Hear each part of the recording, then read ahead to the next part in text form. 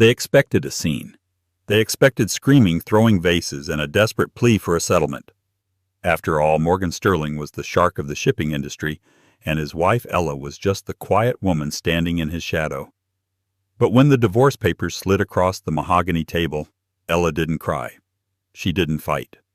She picked up the pen and signed her name with a terrifying sense of calm. Morgan thought he had won. He thought the photos of her stepping off that yacht would ruin her. He had no idea that the woman in the photo wasn't her lover, she was her weapon. And that signature, it wasn't a surrender. It was a death warrant for his empire.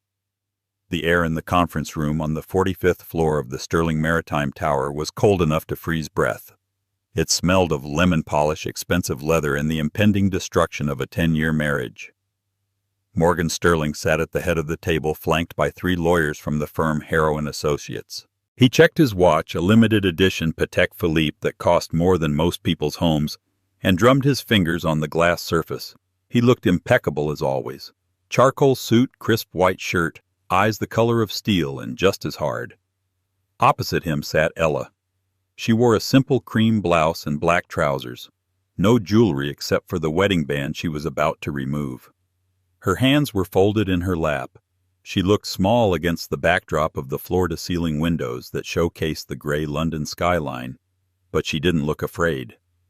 "The terms are non-negotiable," Ella Morgan said, his voice smooth, lacking any trace of the affection he used to fake so well. "You violated the morality clause of the prenuptial agreement. The photos are damning. Infidelity results in a forfeiture of spousal support and any claim to the Sterling shares." He slid a glossy 8x10 photograph across the table. It was grainy, taken from a long-distance lens, but the subjects were undeniable. It showed Ella stepping off the gangway of a sleek obsidian black super yacht docked in Monaco. She wasn't alone. Holding her hand, guiding her down to the dock, was a woman. Tall, elegant, wearing a wide-brimmed hat and oversized sunglasses. The angle made it look intimate, secretive. "You were seen leaving the Obsidian." Morgan sneered. "Everyone knows that yacht belongs to the notoriously reclusive heiress Serafina Vane. The tabloids are already running the headline, 'Sterling wife caught in Mediterranean tryst with billionaire heiress.'" Morgan leaned forward, a shark-smelling blood. "I can make this go away, Ella. Or at least I can stop the worst of the mudslinging. Sign the papers. Admit fault. Walk away with the flat in Brooklyn and the Toyota.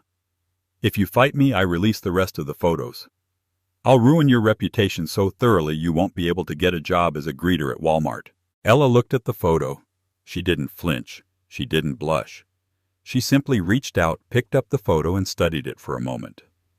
"Is that all, Morgan?" she asked. Her voice was steady, startling the junior lawyer on Morgan's right. Morgan blinked. "Is that all, Ella? I'm destroying you? I'm offering you a life raft out of pity for the decade you wasted on my arm." 10 years, Ella corrected softly. 10 years where I managed your books before you could afford an accountant. 10 years where I entertained your investors, smoothed over your drunken mistakes, and ghost-wrote your speeches. And this is how you end it. With a fabricated scandal. The camera doesn't lie. Morgan said, his jaw tightening. "Sign the papers, Ella. I have a merger to announce on Friday, and I want to do it as a single man." Ella picked up the heavy fountain pen. The room went silent. The lawyers held their breath. Morgan smirked, already tasting the victory. He had lined up his new fiancée, a 22-year-old model, to debut at the merger party. He just needed Ella gone. Ella uncapped the pen. The scratching sound of the nib against the paper echoed in the silent room. Scritch, scratch. She signed the divorce decree. She signed the waiver of spousal support. She signed the non-disclosure agreement regarding the company's internal affairs. She stacked the papers neatly and pushed them back toward Morgan. Then she stood up. "You're making a mistake, Morgan," she said. It wasn't a threat. It was stated like a meteorological fact, like saying it is raining outside. "The only mistake I made was marrying a dull accountant." Morgan laughed, pocketing the papers immediately. "Get out of my building, Ella. Security will escort you." Ella turned to leave. At the door she paused and looked back at the photo still lying on the table, the one of her and the heiress. "You really should check your sources, Morgan," she said enigmatically. "Cameras caught me leaving the yacht." "But you never asked what I was doing on the yacht." She walked out. The heavy glass doors clicked shut. Morgan laughed, tossing the photo into the trash. Pathetic. She's trying to save face. He had no idea that the ink on the papers she just signed had sealed his fate, not hers. 3 days passed. Morgan Sterling felt invincible. The divorce was finalized in record time thanks to his connections with the judges in the district. He was free. Friday arrived, the day of the Sterling Maritime Merger Gala. This was the night Morgan would announce the acquisition of Neptune Logistics, a move that would make him the undisputed king of transatlantic shipping. The ballroom of the Plaza Hotel was packed with New York's elite. Senators, tech moguls, and old money families like the Astors and the Rockefellers were clinking champagne flutes. Morgan stood at the podium, basking in the applause. He looked out at the sea of faces, feeling the rush of absolute power. "Ladies and gentlemen," Morgan boomed into the microphone, "tonight marks a new era. Sterling Maritime has always been about strength, vision, and the future. With the acquisition of Neptune Logistics, we are unstoppable." The crowd cheered. Morgan raised his glass. Suddenly, the heavy double doors at the back of the ballroom swung open with a loud bang. The room went quiet. Heads turned. Walking down the center aisle was not security, and it certainly wasn't a waiter. It was Ella. But it wasn't the Ella who had worn a simple cream blouse 3 days ago. This Ella was draped in a floor-length gown of shimmering midnight blue silk that looked like it cost more than Morgan's car. Diamonds, real heavy vintage diamonds, glittered at her throat and ears. And she wasn't alone. Walking arm in arm with her was a woman everyone in the room recognized instantly, though she was rarely seen in public. The woman from the yacht photo. Lady Serafina Vane. The heiress to the Vane Global Shipping Empire, a company that dwarfed Sterling Maritime by billions. Serafina was known as the Iron Duchess of the industry.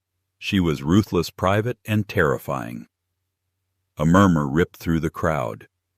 Is that Serafina Vane? With Morgan's ex-wife?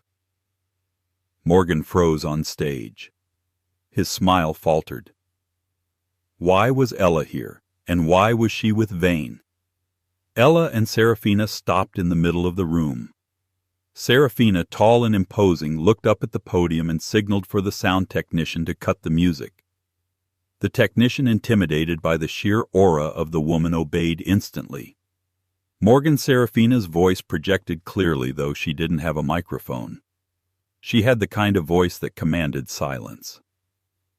"I believe you're making an announcement about Neptune Logistics." Morgan gripped the lectern. "This is a private event, Lady Vane. And you—" He pointed a shaking finger at Ella.